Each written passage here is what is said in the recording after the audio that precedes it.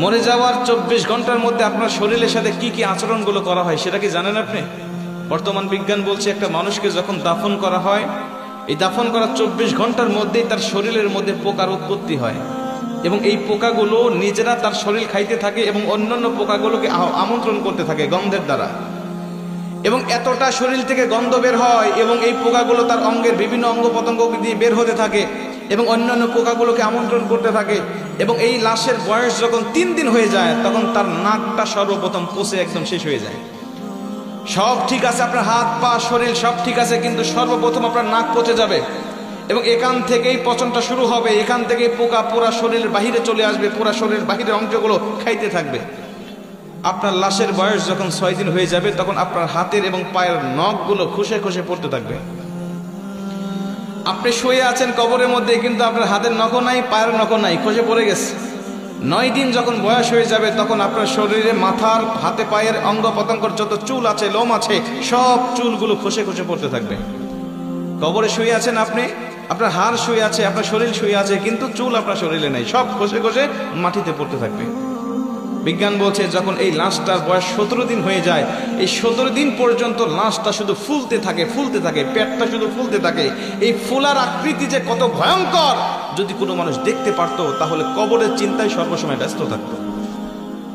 ফুলতে ফুলতে ফুলতে ফুলতে একেবারে যখন লাস্ট স্টেপে পৌঁছে যায় তখন তার শরীরটা বিকট আওয়াজের সাথে ব্রাস্ট হয়ে তার পেটটা ফেটে যায় এবং ভিতরে যত নাড়ি ভুঁড়ি আছে সবকিছুই পচা গলা নাড়ি ভুঁড়িগুলো বের হতে থাকে এবং এগুলো পোকারা খুব আমোদের সাথে, আনন্দের সাথে এগুলো খাইতে থাকে।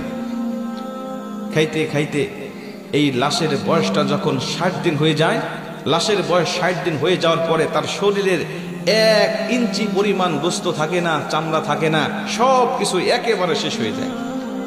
60 দিন পর্যন্ত একটু একটু পর্যন্ত থাকে। 60 দিন যখন হয়ে যাবে আপনার শরীরে কোনো চামড়া থাকবে না, কোনো গোস্ত থাকবে না, কোনো চর্বি থাকবে না, কোনো রগ থাকবে না, কিচ্ছু থাকবে না, শুধুমাত্র হাড্ডি পড়ে থাকবে।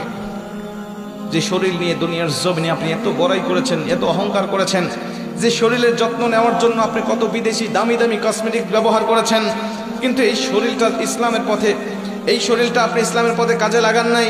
এই শরীরটা আপনি কখনো আল্লাহ পাকের দেওয়া শরীর, আল্লাহ পাকের জন্য আপনি কখনো ব্যবহার করেন নাই। হারাম হালাল তাওয়াক্কা না করে সবসময় আপনি ব্যস্ত রেখেছেন। আপনার এই শরীরটা 60 দিনের মধ্যে শেষ হয়ে যাবে, আর অবশিষ্ট কিছুই থাকবে না। বিজ্ঞান বলছে এই লাশের বয়সটা যখন 90 দিন হয়ে যায় তখন এতদিন পর্যন্ত এই হাড়গুলো একসাথে ছিল, জোড়া জোড়া ছিল, এক একটা গিরার সঙ্গে আরেকটা গিরা লাগানো ছিল, কিন্তু 90 দিন যখন পার হয়ে যায় তখন এই গিরাগুলো খুলে যায়। গিরাগুলো তার শরীরের সাথে আর থাকে না। এটা যে মানুষের কঙ্কাল, একটা মানুষ এই 90 দিনের আগে এটা দাঁড় করালে এটা হাড়গুলো ঠিক থাকতো, কিন্তু যখন 90 দিন বয়স হয়ে গিয়েছে প্রতিটা জয়েন্ট থেকে এই হাড়গুলো খুলে খুলে পড়তে থাকে। 3 মাসের মাথায় যখন সব খুলে যায়, 1 বছর হতে না হতে তার হাড্ডিগুলো মাটির সাথে মিশে যেতে থাকে। জোরে করে আল্লাহু আকবার। হাড্ডিগুলো মাটির সাথে মিশে যায়। প্রিয় ভাই, এই শরীর নিয়ে অহংকার করার কিছু আছে? আল্লাহ বলে অহংকার আমার চাদর, এই চাদর ধরে যদি কেউ টান দেয় আমি আল্লাহ সহ্য করতে পারি না। আমি আল্লাহ পাক তখন ডাইরেক্ট তার প্রতি অ্যাকশন নেওয়া শুরু করি।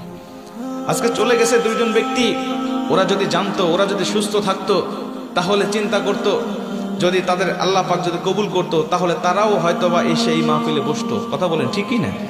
আজকে আপনার সামর্থ্য আছে, আপনার রাস্তাঘাটের দোকানপাটে ঘুরে বেড়াচ্ছেন, হতে পারে আজকের এই মাহফিলটা আমাদের জীবনের জন্য শেষ মাহফিল হতে পারে না? পারে না? হতে পারে এই মোনাজাত পর্যন্ত আমার জীবনের শেষ মোনাজাত হতে পারে, এখান থেকে আমি বাড়িতে যেতেও পারি, নাও যেতে পারি। প্রতিদিন রাস্তাঘাটে চলাচল করি, প্রতিদিন এমন কোনো দিন নাই যে 2-1টা অ্যাক্সিডেন্ট আমাদের চোখের সামনে পড়ে না। রাস্তাঘাটে চলতে গেলেই দেখা যায় কোথাও গাড়ি উল্টে পড়ে আছে, কোথাও গাড়ি একদম পিষে গেছে, কোথাও মানুষের রক্ত পড়ে আছে, বিভিন্ন রকম অ্যাক্সিডেন্ট আমাদের চোখের সামনে পড়ে। এরাও তো যাচ্ছিল তার আত্মীয়দের সাথে দেখা করার জন্য, এরাও তো পরিবারের কাছে ফিরতে যাচ্ছিল, এদের জন্য তো স্ত্রী অপেক্ষা করেছিল, এদের জন্য তার সন্তানরা চেয়ে আছিল, কিন্তু রাস্তায় তাদের প্রাণটাকে ঝরে গিয়েছে।